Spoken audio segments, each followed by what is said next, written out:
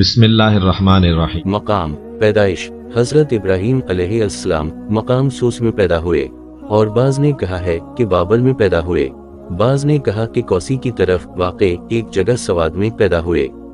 اور ایک روایت حضرت ابن عباس سے ہم ذکر کر چکے ہیں کہ آپ دمشق کے مشرق میں واقع ایک شہر برزا میں پیدا ہوئے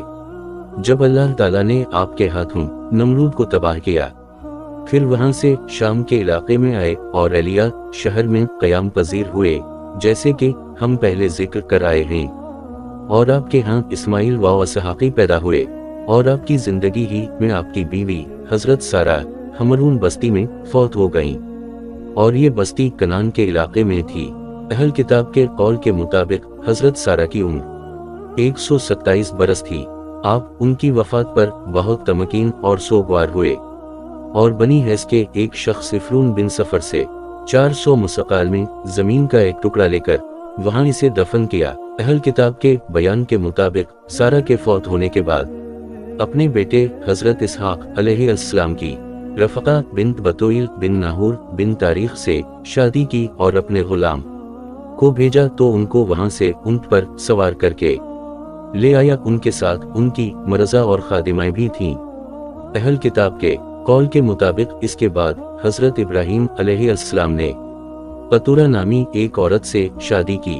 جس سے ان کے ہاں اولاد ہوئی۔ ان کا نام زمران، بخشان، مادان، مدین، شیاق اور وشو ہیں۔ پھر اہل کتاب نے ان کی تمام اولاد کا ذکر کیا ہے جو سب قنطورہ کی اولاد میں سے ہیں۔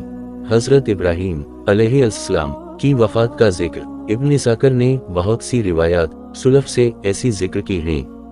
جو اہل کتاب سے منقول ہیں،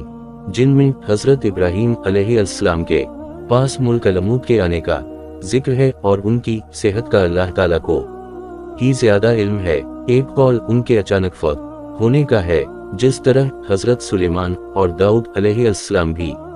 اچانک فوت ہوئے تھے، لیکن اہل کتاب سے منقول شدہ واقعہ اس سے مختلف ہے۔ وہ کہتے ہیں کہ ابراہیم علیہ السلام بیار ہوئے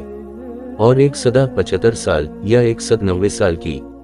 عمر میں انتقال فرمایا، اور ہیرون انفسیقی کی زمین میں اپنی بیوی سارہ کے پاس افرون سینی کے کھیتوں میں دفن ہوئے، اور ان کے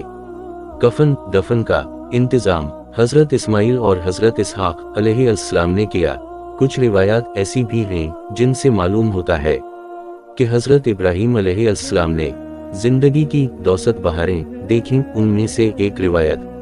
حضرت ابو حریرہ کی ہے جسے ابن حبان نے ذکر کیا ہے کہ حضرت ابو حریرہ نبی کریم صلی اللہ علیہ وسلم سے بیان کرتے ہیں کہ آپ ملا، ہم نے فرمایا کہ حضرت ابراہیم علیہ السلام نے 120 سال کی عمر میں اپنا خفتہ کیا، اس کے بعد اسی سال تک زندہ رہے اور فتنہ قدوم کلاڑے سے کیا۔ پھر مذکورہ روایت بیان کرنے کے بعد ابن حبان نے عبد الرزاق سے بیان کیا ہے کہ قدوم ایک بستی کا نام ہے، مطلب یہ ہے کہ اس سے کلہاڑا مراد نہیں ہے۔ حافظ ابن کثیر فرماتے ہیں کہ میں کہتا ہوں کہ صحیح بخاری میں ہے کہ آپ نے اس سال کی عمر میں ختنہ کیا، اور اس کے بعد اس روایت میں اس کا کوئی ذکر نہیں کہ ختنہ کرنے کے بعد آپ کتنا عرصہ زندہ رہے۔ واللہ علم۔ حضرت ابو حریرہ سے ایک روایت یہ بھی منقول ہے کہ سب سے پہلے ابراہیم علیہ السلام نے شلوار پہنی، اور سب سے پہلے انہوں نے مانگ نکالی، اور سب سے پہلے زیر ناف بال صاف کرنے کے لیے لوہا استعمال کیا، اور سب سے پہلے قدوم کلہاڑے کو ختنہ کے لیے استعمال کیا، اور اس وقت ان کی عمر 120 برس تھی۔ اس کے بعد آپ اسی سال زندہ رہے، اور سب سے پہلے مہمان نواز ہیں، اور سب سے پہلے آپ کے بال سفید ہوئے۔ واللہ علم۔ یہ روایت موقوفہ بھی مروع ہے اور مرفوع کے زیادہ مشابہ ہے، اور یہ بات ابن حبان سے بہت مختلف ہے۔ امام مالک نے حضرت یحیی بن سعید بن مسیب سے بیان کیا ہے